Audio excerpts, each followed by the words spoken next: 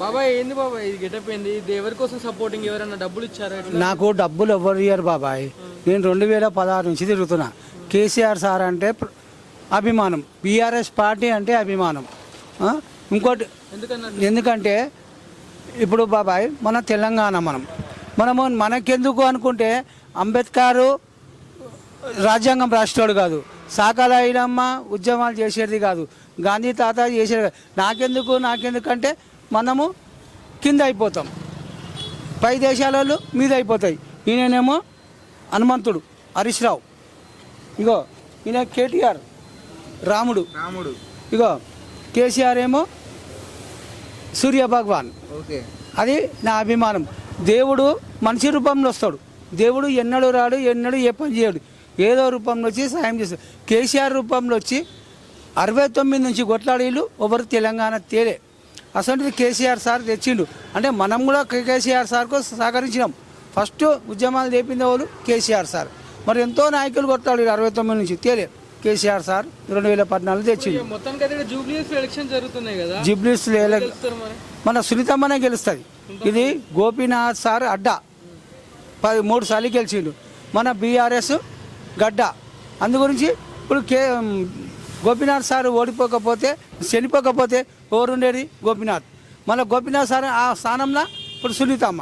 మనకు ఇప్పుడున్న గవర్నమెంట్ బాగుందా, ముందున్న గవర్నమెంట్ బాగుందా? ఇక అందరూ చెప్తులు ఫోన్లలో ఈయన కేసీఆర్ సార్ని తిడతాను, ఒక్కడు తిట్టిన కేసీఆర్ సార్ని.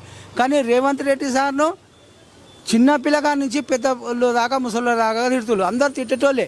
కానీ నేను ఇంతమంది సీఎం నన్ను చూసినా కానీ ఇట్లా తిట్టిన సీఎం ఒక రేవంత్ రెడ్డి.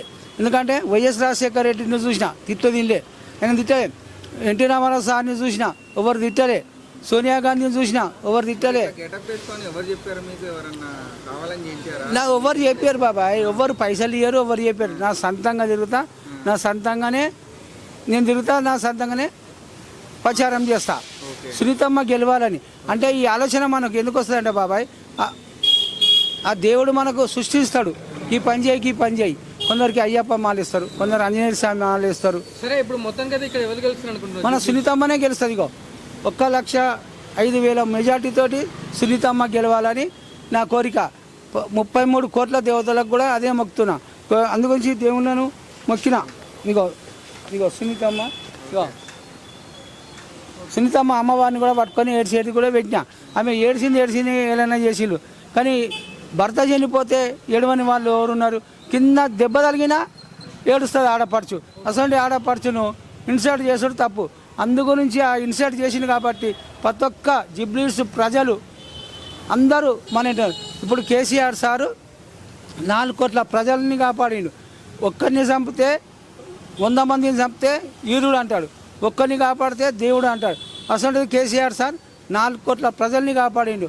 పింఛన్ రూపంగానో, నల్ల రూపంగానో, కేసీఆర్ కిట్ రూపంగానో ఏదో ఒక రకంగా కాపాడిండు సార్.